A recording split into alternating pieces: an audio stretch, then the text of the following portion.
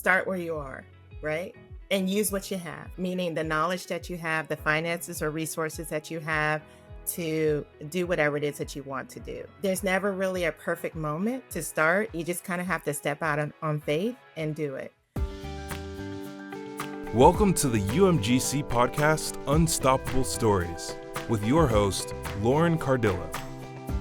Today, I'm joined by Ronnette Meyers, who, of course, is a UMGC grad and a mother of four, but is also an entrepreneur with a great history of how everything happened. So welcome, Ronnette. Thank you, Lauren. Nice to meet you. Nice to see you.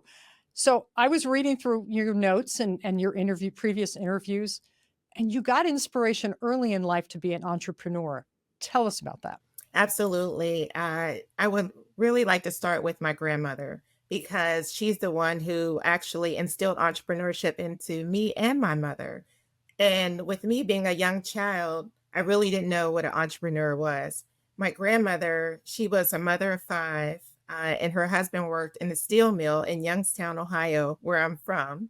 And her youngest child was born with Down syndrome. So she had to figure out, how do I take care of this child, yet still take care of my family and help to make ends meet?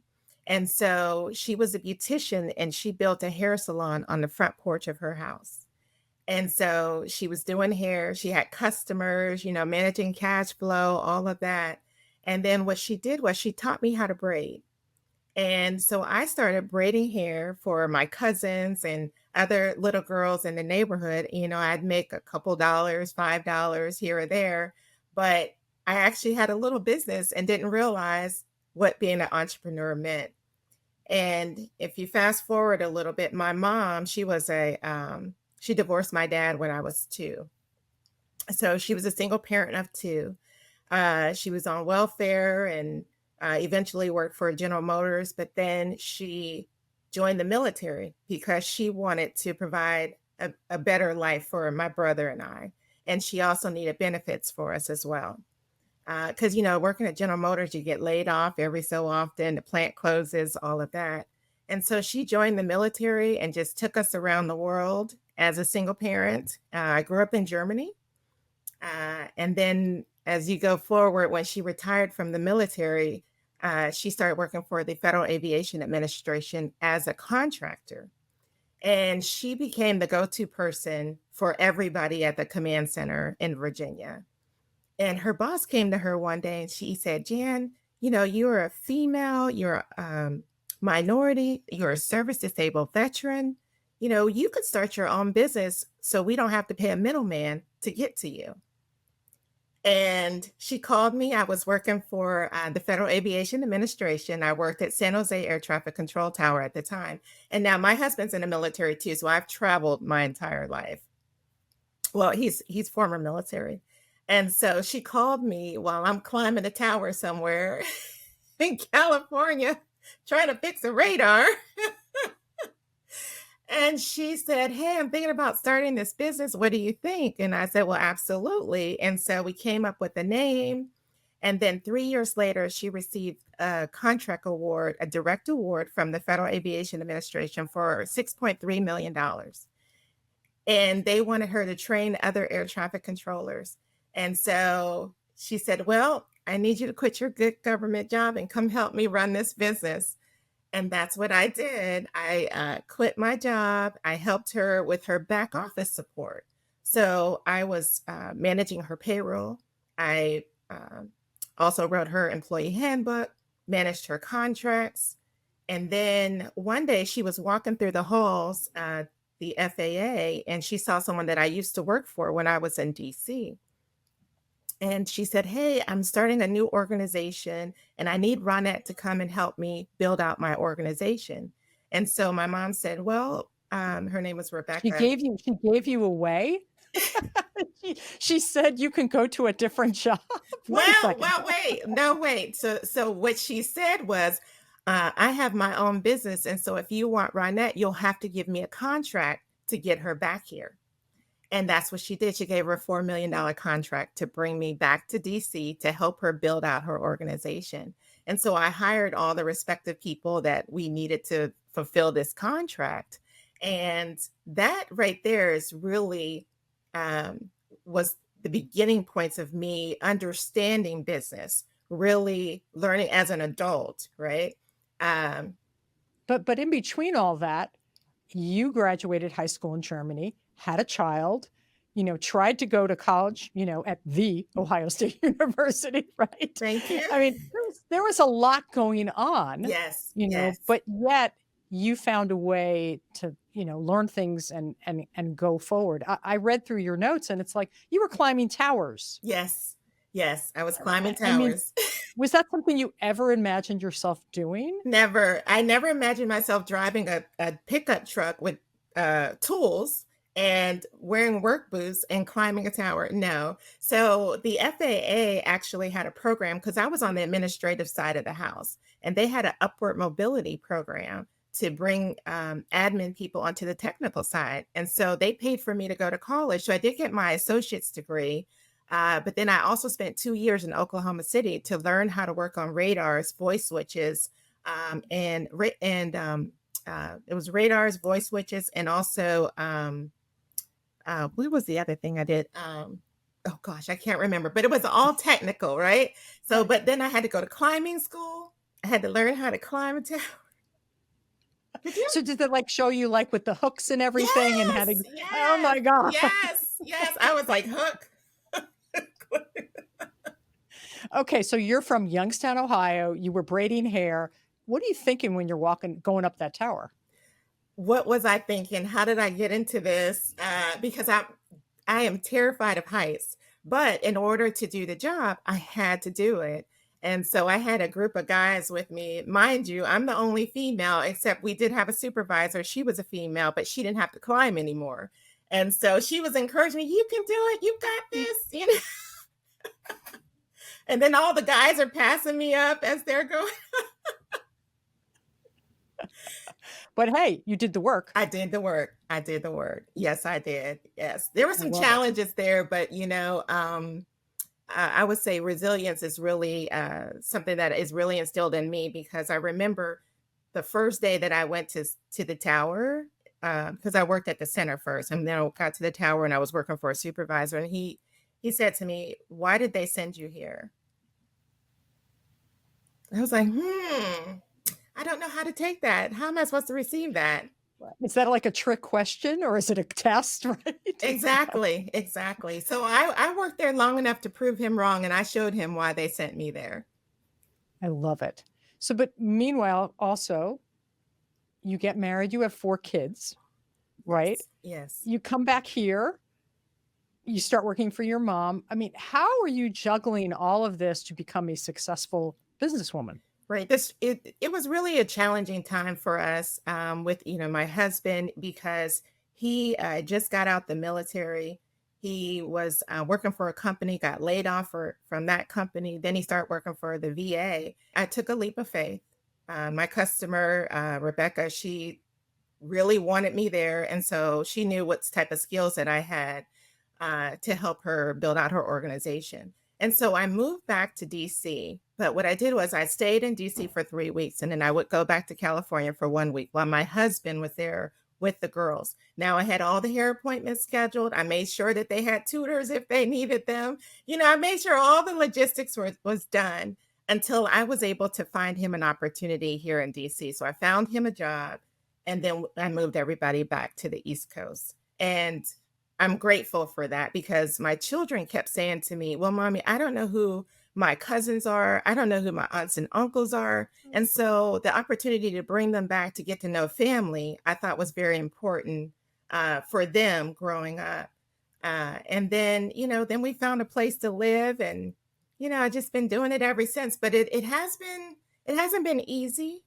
When my daughter was in middle school, my youngest child, she said, "Mommy, you travel a lot. You're never here. I need you here. I need my mommy." And that hurt. It just hit me. And so in my mind, I'm thinking, hey, I'm trying to grow this business. I'm trying to help us create some generational wealth and then build out this business so that maybe one of you could take over or, start your own, right? So create legacy businesses. And my mother and I had talked about that one day while we were talking about strategy and how do we grow? How do we get to that next level? Because we weren't born into money, right? So we have to work for it.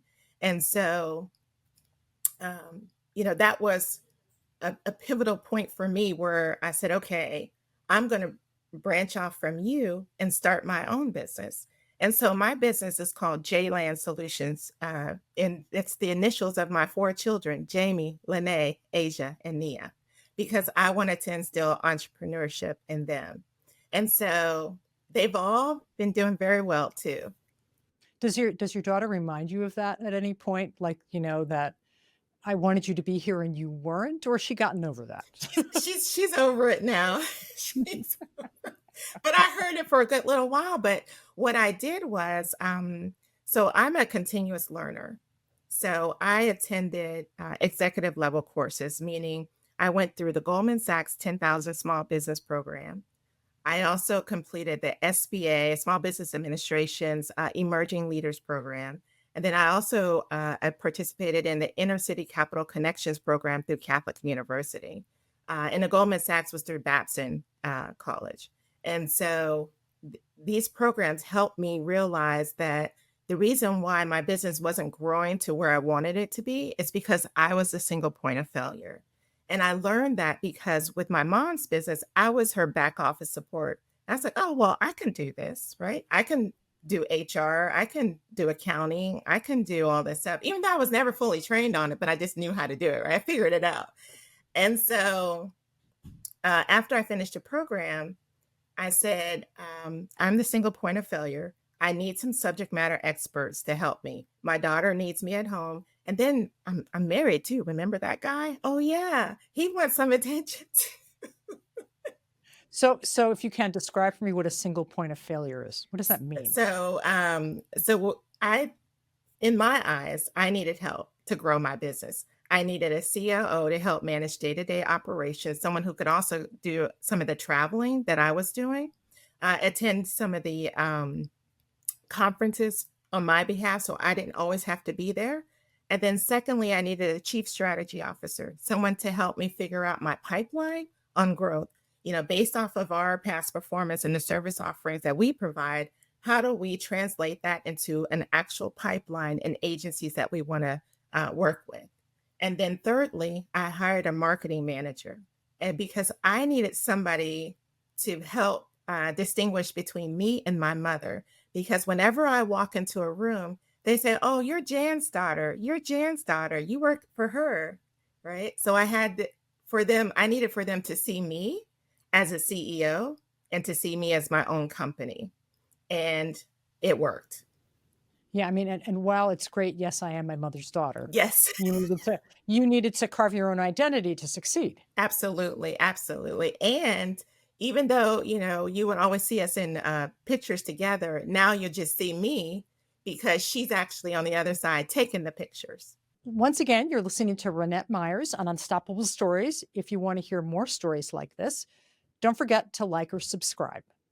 So let's jump back, Ronnette. How does your mom feel now? I mean, you guys have been through a lot together, and now she's taking the photos.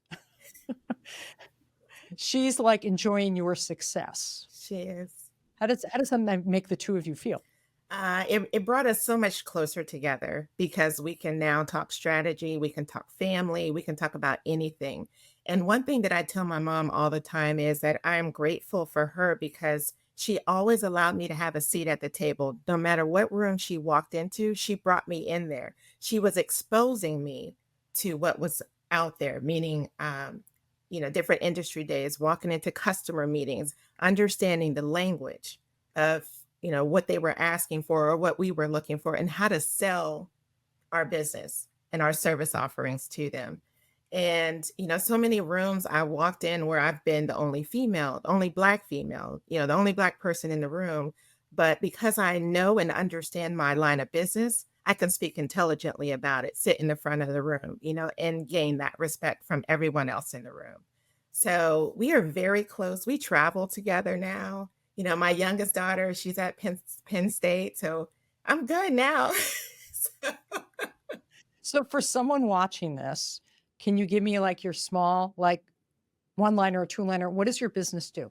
So JLAN Solutions provides full lifecycle acquisition support services, organizational development and training, and information technology. And when I say information technology, we provide services in the areas of help desk, cloud, and cybersecurity for the federal government.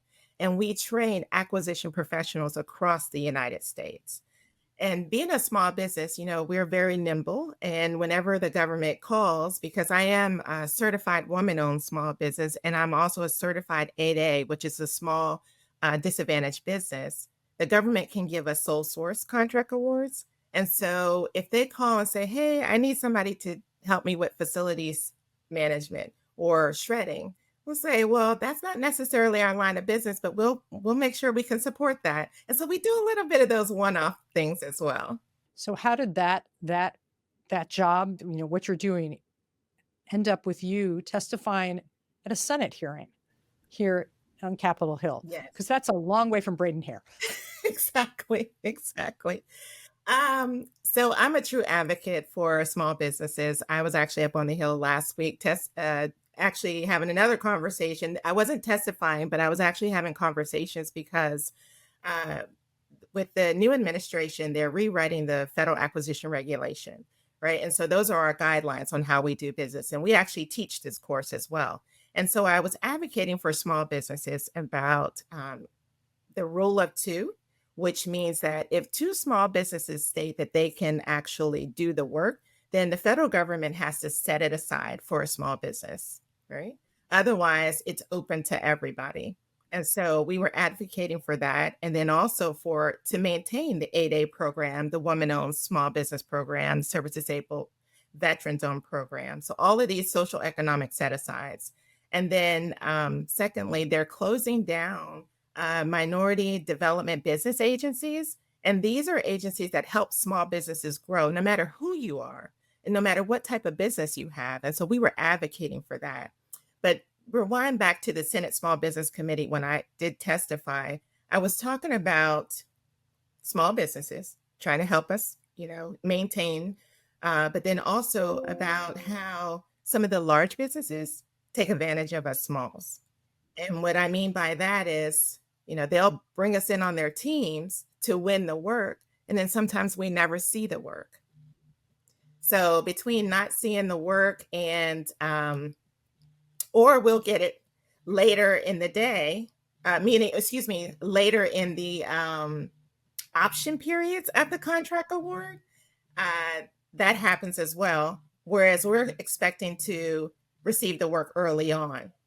So those are some of the challenges that we face. And then also you have Native American owned companies, whereas they can receive contract awards at $25 million or $100 million direct award. Whereas me as a 8A small disadvantaged business, I can only receive a contract award, direct award for $4.5 million. So there's some disparities in the program, right? Interesting. So that's what you went to the Hill to talk about. Yes. So how did that feel for you to be up on Capitol Hill, coming from, being not a single mom, but being military and moving all over the country? How did that make you feel to have these people in power listen to you? I mean, it's not an easy thing to do. It is not an easy thing to do. I was nervous. I had imposter syndrome. I just went in there with a lot of doubt, not really thinking that they would hear me as a small business owner, as a female, as a Black female. All these thoughts went through my head, but I understand and I know the challenges that we face. So I wanted to be that voice for other small businesses who were not afforded this opportunity to express what was happening to us as small businesses. And what came of that is follow-up meetings. I now have cell phone numbers for my congressmen. They call and ask me questions, and so I'm more comfortable, but I was afraid, but I was determined also to ensure that they heard us.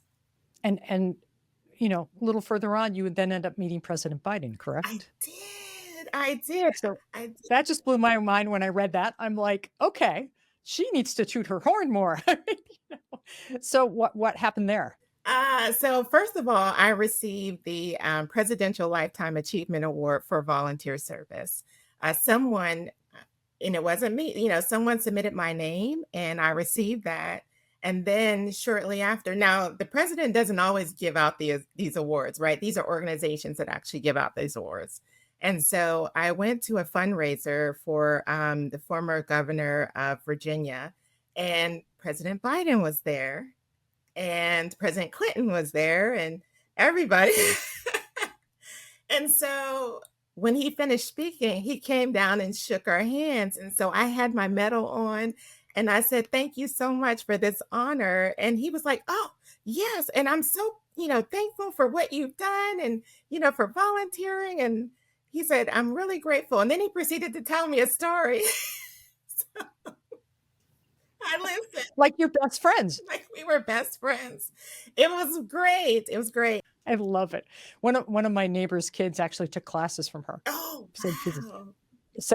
she was great. But that jumps me to my next subject. So you're doing all this and you don't have a bachelor's of science degree. You don't have a bachelor's.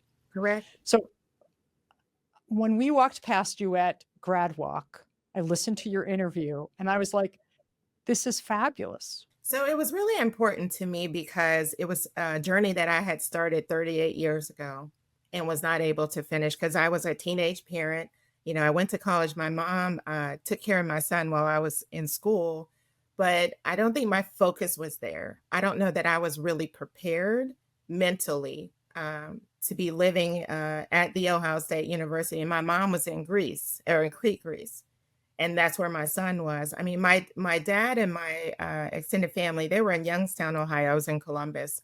But I had been in Germany for 7 years, so I'm still reconnecting with my family here.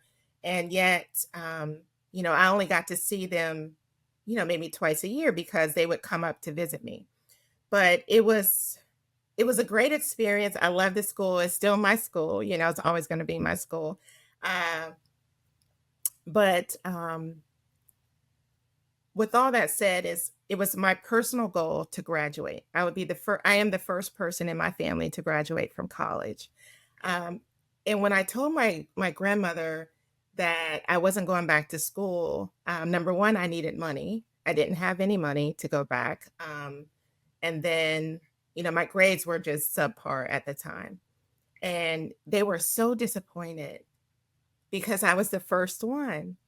And I said, "You know what? I have got to fix this. I have got to finish my degree." And so when my mom came back to the United States, she was stationed at the Pentagon. And so she came to Youngstown and she says, "Hey, do you want to go to DC with me?" And I said, "Absolutely." And I packed up and left. And then I started school on base. I went to Central Texas College. I went to Catholic University. I went to another college. Well, when I was in California, I went to another college. But every duty station we went to, I applied for school. But I would only take one class. And then I met my husband, and he was in the military. And literally, right after we got married, we went to Bahrain for 3 years. And I had 2 more kids in Bahrain. And then when we came back to the United States, I got pregnant again and had one child at Andrews Air Force Base. And then he was stationed in California.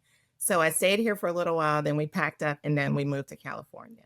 So no matter where I went, so when we were in California, I registered at another school. And that school eventually went out of business. And then when the FAA came up with this opportunity to work on the technical side, I took advantage of that because I didn't have to work. All I had to do was go to school. That was my job. And I still got paid. So that was perfect. But then when I came back to DC, I really felt like I needed my degree because now I'm managing people. I'm managing processes. I have to pay people, make sure they get paid on time. So, and then I have to be that voice, that face of the company. And I felt like I just needed more skills. And so that's when I registered for UMGC because it was perfect. You can take classes in the evening during the day. And it just helped me with my analytical skills, decision-making skills, some of the courses that I took. So it was really good. It was perfect for me to do. And how did your daughter feel about you getting there before she did? Because she graduates this year, correct? Yes, yes. I'm so excited for her. She's happy that I accomplished my goal, and that's what was important to me. When I took my first accounting class, I have a daughter who graduated with her degree in finance. I was like, "Hey, I need help. I'm taking this accounting class, and I don't understand it." I said, "I have accountants who do this for me, but I need to understand what I'm doing." And she's like, "Mommy, you can do this." And she did help me though. She gave me some advice and she showed me how to work some formulas while I was taking the class. And so it kind of worked out good. Were you at any point doing like homework, you know, while they were there and, you're doing it at the same time and they're wondering what you're doing and, Absolutely. Absolutely. We were sitting across the table. I was like, I'm doing my discussion post. Like, what is a discussion post? And it's due, on Saturday at 11:59 or Tuesday at 11:59. And I'll remember too when I had to write my first paper, and I didn't understand what APA Style 7 was. And so my daughter had to explain it to me because she was doing it in high school. So yes, we were all working together to get through school. I love it. Have you been able to convince any of them to come work with you now? Oh, absolutely. Yes, they do. So actually, so my son, he's married with 5 children, so I have 5 grandchildren. And he actually he played basketball all through high school and college. And so he owns a he's a shooting coach. So he teaches children how to shoot basketball. And so he has some going into the professional leagues as well. And so, but he's out actually 100% disabled. He has Crohn's and epilepsy. So he can't really hold a steady job during the day. So he works when he can. But my next daughter, she has her MBA and she actually helps manage my training contract. And then my finance daughter, she works in my accounting department. So she does payroll, all of my accounting. So she knows where the money is, right? So if the money disappears, she's on the hook. Got it. Yeah. So with all this family around, is there some funny stories about like working together that you just think this would never happen if you weren't related to me? You know what I mean? Like you have some inside knowledge that actually makes this sort of a funny circumstance. Do you have any of those sort of things that have ever happened in your business? Let me see. So let me just get real quick, revert back to the last child. So she's changed her major she's changed it a few times. So she's a photojournalism major now. And so she's still in the School of Communication. So she interns in my marketing department. So Of course she she helps does. with our social media, right? So the goal was, and I have this whiteboard where I showed my children, I said, okay, here's our company, JLAN Solutions, right? You have your MBA, finance, communications. So each of you can have your own business and support each other, back office support, and or take over JLAN. And then each of you can have an accounting business, you can do marketing, right? You have your MBA, you can do either or. And so that's our plan.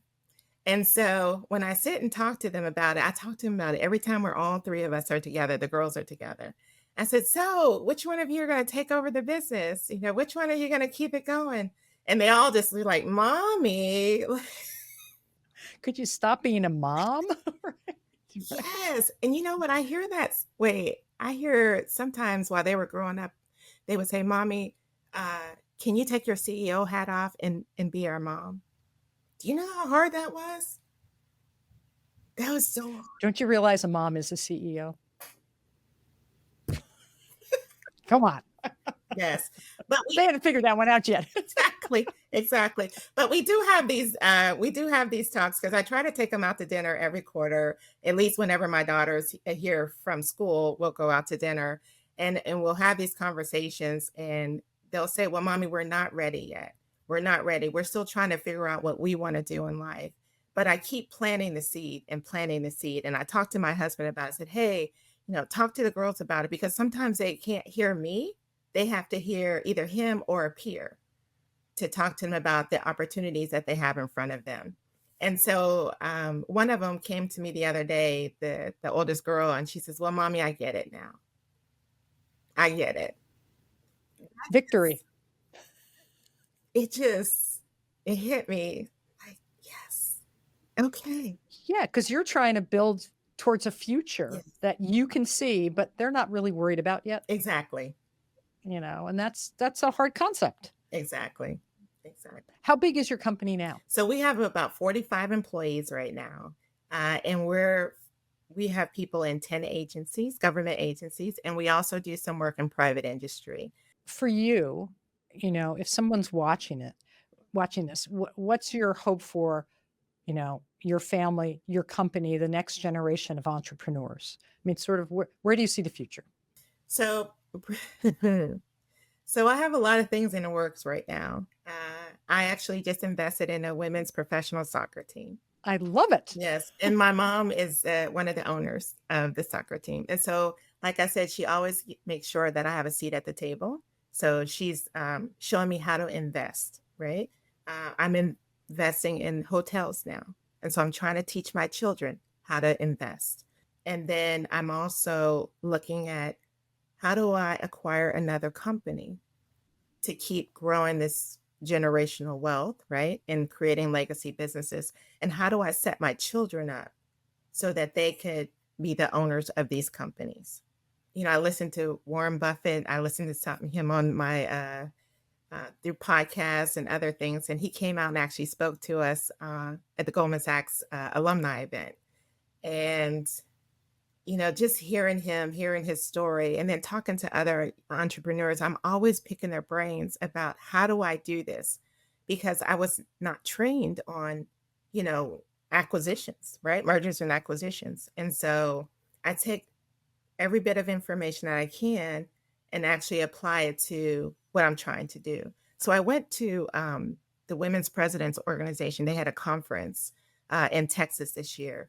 And once I unpacked everything that I learned, I realized that there were 800 women in the room. There was probably 20 Black women in the room, all CEOs, from zero to over 1,000 employees. And so, how do you get there, right? How do I get there? What does that look like? And what I learned was that they actually have products versus services. Some of the ones with the larger employees, and so with the way that the government is shifting uh, from professional services to more so products and AI. So I'm looking at maybe I need to acquire a company with a product versus services so that my revenue will be sustainable, right? I'm still growing as an entrepreneur because I don't know how to stop. It's in me. I have no idea how to turn it off. And so my husband, he'll say, what are we doing this week? Are we still buying a company? Where are we going? You need to send out like little email blurbs. This is what we're doing. So last question for you. Like your story is just one of constant like growth. I mean, what is your message to someone who thinks they can't do what you've done, coming from, a small family and making it all work? What's your lesson? What's your message? So I will say, start where you are, right? And use what you have, meaning the knowledge that you have, the finances or resources that you have to do whatever it is that you want to do. There's never really a perfect moment to start. You just kind of have to step out on faith and do it. But also surround yourself with people who have a vision, who are going different places, especially places that you want to go. These are the people you want to surround yourself with because they're going to instill so much knowledge in you that's going to help you in your future, help you grow to where you're trying to be. And always be a continuous learner because that's who I am. That's another reason why I went to UMGC because I want to continue to learn. I want to make sure that I'm doing it right. And I want to be an effective leader for my team, right? Because if you're not an effective leader, they're not going to follow you. They're not going to want to help you grow. So if I could say anything, it's start where you are step out on faith and surround yourself with the right people. And be resilient, because clearly you have done that. So thanks so much for sharing your wisdom with us today and your life journey. We loved having you here, and we hope our audience loved that too. And for everybody listening and watching, please remember to like and subscribe to Unstoppable Stories on your favorite podcast channel. You can even catch up on last season or some of our episodes this year. So thank you so much again, Ronnette. It was fabulous, and good luck. Thank you, Lauren. So nice to meet you. And thank you again for this wonderful opportunity.